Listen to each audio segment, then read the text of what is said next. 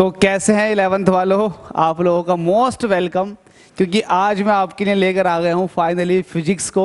और ये फिजिक्स आपको क्लियर कट बता दूँ, मैं सारी की सारी एस.एल. अरोड़ा से ही कराऊंगा। उसकी थ्योरी, उसके कॉन्सेप्ट और सारे के सारे जितने भी एमसीक्यूज हैं वो भी, और साथ में सारी चीज़ों का मतलब ये हो गया है कि एमसीक्यू हो गए या फिर न्यूमेरिकल्स हो गए, एग्जाम्पल हो गए, सारे के सारे आपके एस.एल. से करवाए जाएंगे। तो मैं एस.एल. को उठा रहा हूँ सबसे पहले, इसी की थ्योरी पढ़ेंगे, इसी के ही सारे के सारे हम न्यूमेरिकल सॉल्व करेंगे जैसे हम पहले करते हुए आए थे। इंपॉर्टेंट है एस.एल. अरोड़ा क्योंकि ये एक स्टैंडर्ड बुक है। अगर आपने एस.एल. अरोड़ा दिमाग से पढ़ ली ना तो भाई आप नीट तक निकाल दोगे। नीट तो बहुत छोटी की बात है, आईआईटी निकाल दोगे, क्योंकि बहुत ही इंपॉर्टेंट बुक है एस.एल. अरोड़ा। अच्छी बुक है क्योंकि उसके अंदर बहुत कुछ छिपा हुआ है। तो मैं एस.एल. अरोड़ा को ही पिक करूंगा। सबसे पहले आप लोगों का बहुत शुक्रिया कि आप लोगों ने इतना पेशेंस रखा और बहुत ज़्यादा मुझे कमेंट भी किया और बहुत ज़्यादा मुझसे आपने मुझे मोटिवेट किया। अल्टीमेटली आपने मोटिवेट किया कि आओ पढ़ाओ यार। तो बस आप लोगों का तहे दिल से शुक्रिया और मुबारकबाद। सबसे पहले आपसे यही कहूँगा कि भाई आप लोग हमारे साथ बने रहे तो मैं आपके साथ अब बने रहूँगा। ठीक है, अब हम लोग मिल के काम करेंगे। बस आप लोगों को इतना करना है कि वीडियो को शेयर कर देना है और चीज़ों को मेरे साथ समझना है। हम लोग एक कम्युनिटी के थ्रू पढ़ेंगे। अगर आपको कहीं प्रॉब्लम आएगी तो आप कमेंट बॉक्स में बोलेंगे, मैं उसके लिए सेपरेट वीडियो बनाऊंगा। इतना कुछ आपके लिए वेलफेयर करूंगा। एज ए मेंटोर मैं आपका पूछूंगा कि क्या चल रहा है, आप लोग एक प्रॉपर तरीके से बताएं। अगर आप लोगों को सही लगेगा तो एक ग्रुप बना लेंगे, डिस्कशन करेंगे कि कहाँ क्या करना है और क्या चीज़ आपको चाहिए। आप मुझे बता देना कि आप ये चीज़ पहले करा दीजिएगा तो वही चीज़ हो जाएगी। क्योंकि अल्टीमेटली आपके लिए यार मुझे तैयारी करानी है। तो आपकी तैयारी करानी है। 12th बच्चों के एग्ज़ाम हो गए हैं, पता नहीं कुछ बच्चों का रिजल्ट बहुत अच्छा आया तो कुछ बच्चों का रिजल्ट थोड़ा कम आया। कोई दिक्कत नहीं, जिन लोगों का रिजल्ट अच्छा आया है उन लोगों के अच्छे भविष्य की कामना करता हूँ, और जिन लोगों का रिजल्ट ख़राब आया उनके और भी ज़्यादा अच्छे भविष्य की कामना करता हूँ कि भाई आप लोग मोटिवेट हो जाओ खुद से। क्योंकि ऐसा होता है ना, जो बहुत बड़े बड़े लोग होते हैं, सक्सेसफुल लोग जो होते हैं, वो एक्चुअल में मोस्ट ऑफ द केसेस में फेलियर होते हैं। तो टेंशन मत लीजिएगा, आपका कहीं ना कहीं लक बहुत तगड़ा है, कोई नहीं। लेकिन जिन लोगों का अच्छे मार्क्स आए तो भाई वो तो टैलेंटेड ही है।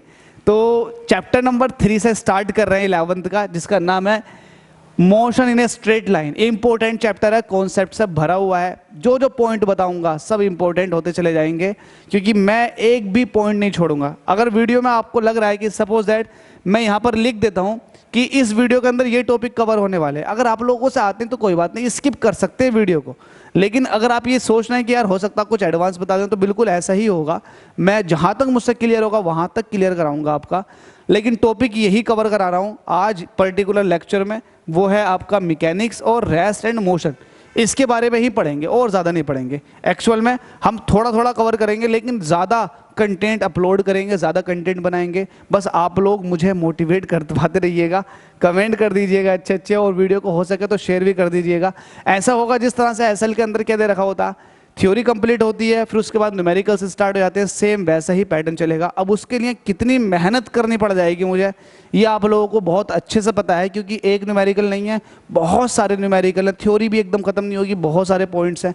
तो बस यार आप लोग बस मुझे मोटिवेट करवाते रहें और मिल के तैयारी करते हैं। चलो भाई, आप लोगों का सिलेक्शन हमारी जिम्मेदारी। चैप्टर नंबर 1 है, चैप्टर नंबर 3 है, लेक्चर नंबर 1 है मोशन इन स्ट्रेट लाइन।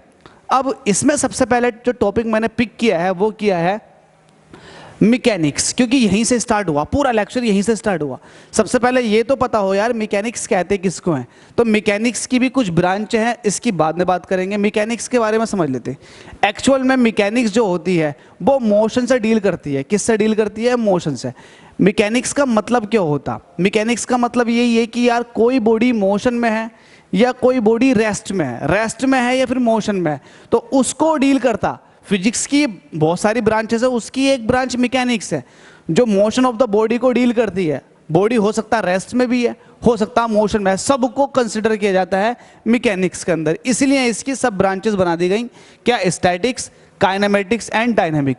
अब स्टैटिक्स का मतलब क्या है? स्टैटिक्स का मतलब ये है, नाम से पता लग रहा है, ग्रीक वर्ड है स्टैटिक्स, जिसका मतलब होता है एक तरह से रेस्ट में, रुकी हुई। नाम से पता लग रहा है कि स्टैटिक का मतलब क्या है कि बॉडी रुकी हुई होगी।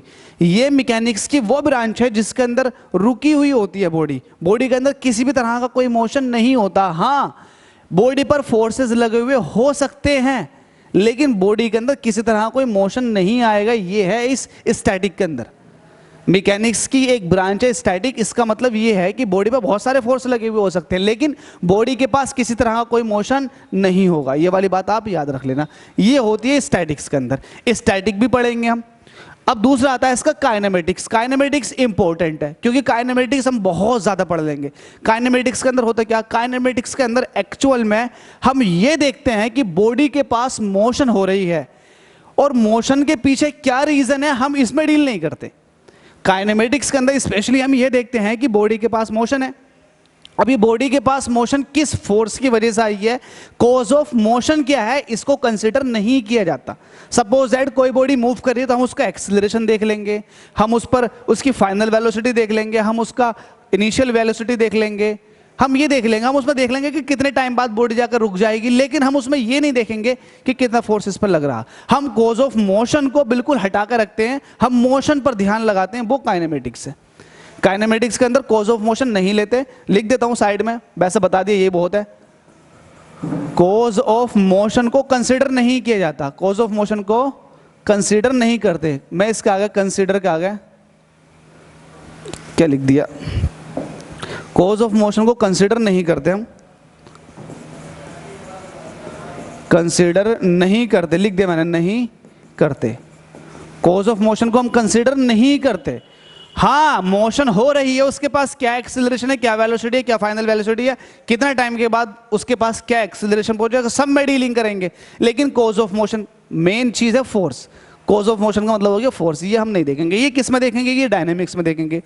न्यूटन ने जो अपने पोस्टुलेट बनाए थे, न्यूटन ने जो इतनी बड़ी थ्योरीज बना दी भाई, वो डायनेमिक्स के अंदर बनाई हैं। उसने इस डायनेमिक्स के अंदर क्या देखा, इसमें एक्चुअल में कॉज ऑफ मोशन देखा गया। इसमें कॉज ऑफ मोशन देखा जाता है, किस वजह से मोशन आई है। इसमें कॉज ऑफ मोशन देखा जाता है, किस वजह से मोशन आई है। अब मोशन का रीजन पता लग गया, किस वजह से मोशन है। एक्चुअल में कॉज ऑफ मोशन का मतलब यह है कि फोर्स को देखा जाता, लेकिन इसके पास क्या एक्सेलरेशन है, क्या कितना टाइम है, कितने टाइम बाद इसके पास क्या चीज कितनी हो जाएगी, ये चीज नहीं देखते। क्या एक्सेलरेशन होगा, क्या वेलोसिटी होगी, कितने टाइम बाद, ये नहीं देखते। तो भाई इसके अंदर जो है ना, एक्चुअल में इसके अंदर हम टाइम को कैलकुलेट नहीं करते। अच्छा, इसकी बात कर लेते, चलो इसमें भी टाइम की बात बाद में करेंगे। इसके स्टैटिक की बात कर लेते। क्या स्टैटिक में आप टाइम को मेजर करते हो? टाइम को मेजर नहीं करते। क्यों? क्योंकि स्टैटिक है। कितना भी आप टाइम स्टार्ट कर दो, बॉडी स्टैटिक है तो वो स्टैटिक ही रहेगी, रुकी हुई रहेगी टाइम। तो इसमें कोई टाइम को हम कंसिडर नहीं करते। लेकिन अगर काइनेमेटिक्स की बात करो तो काइनेमेटिक्स के अंदर टाइम को कंसिडर करते हैं, क्योंकि आप कैलकुलेट कर रहे हो कि एक्सीलरेशन कितना, वेलोसिटी कितनी, कितने टाइम बाद इसके पास क्या वेलोसिटी हो चुकी होगी। तो इसमें टाइम को कंसिडर करते हैं, इसमें लेते हैं, टी को लेते हैं भाई, और इसमें नहीं लेते और नहीं करते इसको कंसिडर। ठीक है। डायनेमिक्स में क्या है, डायनेमिक्स में कॉज ऑफ मोशन देखा जाता है, किस रीजन से वो ऑब्जेक्ट के पास मोशन हो रही है। तो ये है एक्चुअल में मैकेनिक्स की बात है। तो ये तो एक सिंपल सी डेफिनेशंस थी, हम एक्चुअल में इसके बारे में पढ़ेंगे। ये पूरी बहुत बहुत बड़ी फिजिक्स है इसकी, इन सब को पढ़ेंगे।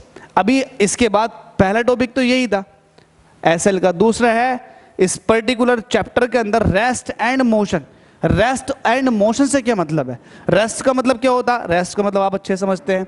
रेस्ट का मतलब है रेस्ट, इसका मतलब क्या होगा? इसका मतलब इसके पॉइंट्स लिख दूं, बॉडी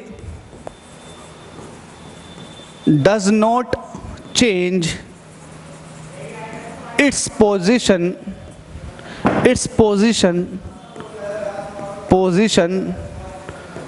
विद रिस्पेक्ट, रिस्पेक्ट बोलना बहुत जरूरी है भाई, with respect to time. Body time के रिस्पेक्ट में अपनी पोजीशन चेंज नहीं कर रहा। जब चेंज नहीं कर रहा तो भाई उसी को बोल रहे हैं हम रेस्ट। सपोज दैट कि एक टेबल है, उस टेबल पर आपने कोई ऑब्जेक्ट रख दिया। अब इस ऑब्जेक्ट को आपने t=0 सेकंड पर रखा, फिर आपने टाइम स्टार्ट कर दिया। आपने 1 घंटे बाद आकर देखा तो बॉडी यहीं रखी हुई मिली। क्यों रखी हुई मिली? क्योंकि यार ये रेस्ट में है, इस पर हम किसी तरह कोई फोर्स लगा ही नहीं रहे। तो जब फोर्स नहीं लगा रहे तो भाई ये रेस्ट में रहेगी। हम उसकी ही डेफिनेशन पढ़ रहे हैं कि रेस्ट का मतलब क्या। रेस्ट का मतलब ये है कि ये अपनी लोकेशन चेंज नहीं कर रहे टाइम के रिस्पेक्ट में।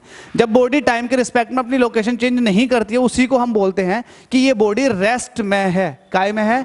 रेस्ट में है। लेकिन अगर बात करें, वहीं रेस्ट की तो बात समझ में आ गई। रेस्ट की बात समझ में आ गई। अच्छा हाँ, एक बात और जो बहुत खास है, बहुत खास ये है, आपने रेस्ट किसके रिस्पेक्ट में बोला भाई? आप रेस्ट बोलोगे ना तो किसी न किसी चीज के तो रिस्पेक्ट में बोलोगे कि रेस्ट किसके रिस्पेक्ट में। तो आप बोलोगे कि यार ये टेबल के रिस्पेक्ट में रेस्ट में, ये टेबल के रिस्पेक्ट में ही रेस्ट में है। अगर कोई बंदा चांद पर बैठा है और चांद पर जूम करके इस टेबल को देख रहा है, जूम करके, तो वो क्या कहेगा? वो तो ये कहेगा कि टेबल मोशन में है, टेबल के ऊपर रखा हुआ ये ब्लॉक भी मोशन में है।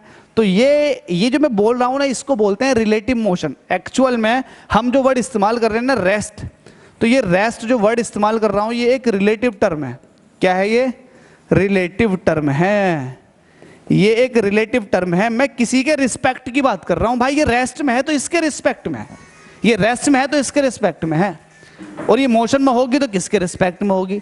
तो मोशन और रेस्ट दोनों ही रिलेटिव टर्म है और दोनों ही रिस्पेक्ट में बोली जाती हैं। जैसे कि हमारे पास टॉपिक क्या था? टॉपिक क्या था हमारे पास? रेस्ट। दूसरा था इसके अंदर मोशन। अगर मोशन की बात करें, लो अगला लेते हैं मोशन। मोशन, मोशन का मतलब क्या है? मोशन का मतलब ये है कि body changes its position. Body change कर रही है अपनी पोजीशन, किसके रिस्पेक्ट में? With respect to, with respect, लो लिख दिया, respect to time. Body time के रिस्पेक्ट में अपना मोशन, अपना पोजीशन चेंज कर रहा है तो उसके पास हम कहेंगे कि मैं मोशन है। Body changes its position with respect to time. Time के रिस्पेक्ट में बॉडी ने अपनी पोजीशन चेंज कर ली तो हम कहेंगे कि उसके पास मोशन है। सपोज दैट, अब उसी टेबल को ले लेते हैं, उस टेबल को ले लेते हैं कि एक ब्लॉक ये रखा हुआ, एक ही ब्लॉक रखा, t is equal to 0 second पर। पता लगा 2 सेकेंड के बाद, आफ्टर 2 सेकेंड के, ये ब्लॉक खिसकता हुआ यहाँ पहुँच गया, खिसक के यहाँ पहुँच गया। तो इसने अपना लोकेशन चेंज कर लिया ना। तो मैं ये कहूँगा कि जब इसने लोकेशन चेंज कर लिया तो भाई इसके पास मोशन है। मोशन क्यों आई? क्योंकि इसने अपनी पोजीशन चेंज की। तो ये है हमारा डायनेमिक्स के अंदर। अच्छा, इसने मोशन चेंज, इसके पास मोशन आई तो कोज भी तो होगा, कोज भी तो होगा, रीजन भी तो होगा, रीजन भी तो होगा। रीजन क्या है इसकी मोशन का? इसकी मोशन का रीजन फोर्स। रीजन का मोशन, इसकी मोशन का रीजन क्या है? मोशन का रीजन, रीजन का मोशन। तो मोशन का रीजन क्या है? इसकी फोर्स। फोर्स ही है जिसकी वजह से इसकी पोजीशन क्या हुई है? चेंज हुई है। अगर फोर्स नहीं लगती तो जिंदगी भर पोजीशन चेंज नहीं होती। ये न्यूटन ने पहले ही कह दिया था अपने फर्स्ट लॉ में। उसने यही कहा था, लॉ ऑफ इनर्शिया, जिसको आप फर्स्ट लॉ ऑफ मोशन भी कहते हैं, कि कोई बॉडी रुकी हुई है तो रुकी हुई रहेगी और गतिशील अवस्था में है तो गतिशील रहेगी जब तक कि उस पर कोई एक्सटर्नल फोर्स ना अप्लाई की जाए। तो ये वाली बात याद रख लेना। तो ये अभी रेस्ट, ये मोशन में है। अब देखो मोशन, आपसे पूछूं, इसमें दे भी रखा है एसएल के अंदर, मोशन और रेस्ट, क्या ये अपने आप में एब्सोल्यूट टर्म हो सकते हैं? तो एब्सोल्यूट का मतलब होता है उनका खुद का। तो ये कभी भी एब्सोल्यूट टर्म नहीं हो सकता मोशन और रेस्ट। क्यों? क्योंकि आप जब मोशन बोलते हो तो भाई ये आप किसी के रिस्पेक्ट में बोलते हो।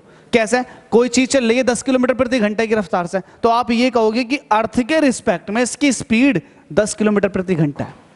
क्या है? 10 किलोमीटर प्रति घंटा। अब उसी बस के अंदर एक बंदा खड़ा हुआ है, आप कह रहे हो 10 किलोमीटर प्रति घंटा चल रहा है बेटा, तो वो देख रहा है बैठ करके कि यार ये किसे बोल रहा। अब उसके रिस्पेक्ट में तो बस 0 किलोमीटर प्रति घंटे की रफ्तार से है। क्यों? क्योंकि वो तो खुद उस बस के अंदर बैठा हुआ है। तो जब बस के अंदर वो खुद भी बैठा हुआ है तो बस के रिस्पेक्ट में उसकी वेलोसिटी या फिर बस की वेलोसिटी तो 0 हो गई।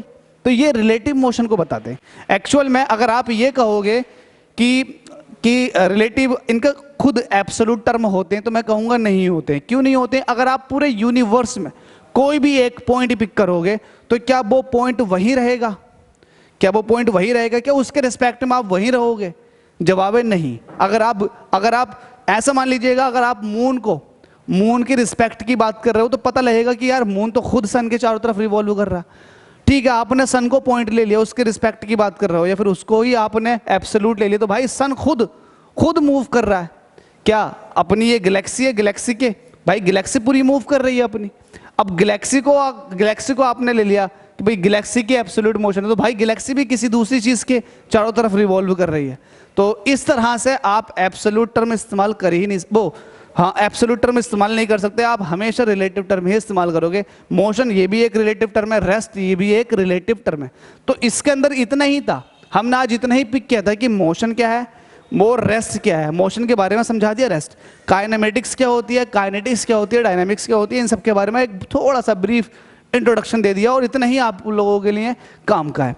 क्योंकि आपको जो इसमें फोकस करना है वो इसके डीप कॉन्सेप्ट, जैसे कि आपको एक्सेलरेशन किस तरह से निकालना है, वेलोसिटी किस तरह से निकालनी है, क्या इसका ग्राफिकल रिप्रेजेंटेशन है, किस तरह से आपको न्यूमेरिकल लगाने हैं, वो बहुत इंपॉर्टेंट है। क्योंकि वो पूछे जाएंगे, ये बेसिक सी चीज़ें बस आप लोगों से आनी चाहिए, इसके ऊपर क्वेश्चन रेयर केस है जो बन जाए। तो उम्मीद करता हूं कि आपको ये फर्स्ट लेक्चर एक मजाकिया लेक्चर है, अच्छा लगा होगा, लेकिन आप लोगों की मदद से, आप लोगों के सपोर्ट से स्टार्ट हो गया। तो बस आप लोग अब सपोर्ट कीजिए और भी ज़्यादा, चैनल को जितना हो सके शेयर कीजिए, वीडियो को लाइक कीजिएगा, कमेंट कीजिएगा, जो आपको चाहिए कंटेंट उसके बारे में कमेंट कर दो। और अगर आप लोग चाह रहे हो कि या फिर एक टेलीग्राम ग्रुप है या फिर व्हाट्सअप ग्रुप हो तो बिल्कुल बना लेंगे, उस पर भी हम डिस्कशन करेंगे दबा करके, ठीक है। तो बेस्ट ऑफ लक भाई, आप तैयारी करते रहिए और अपना लक आजमाइएगा अलग अलग एग्जाम्स में। Thank you so much.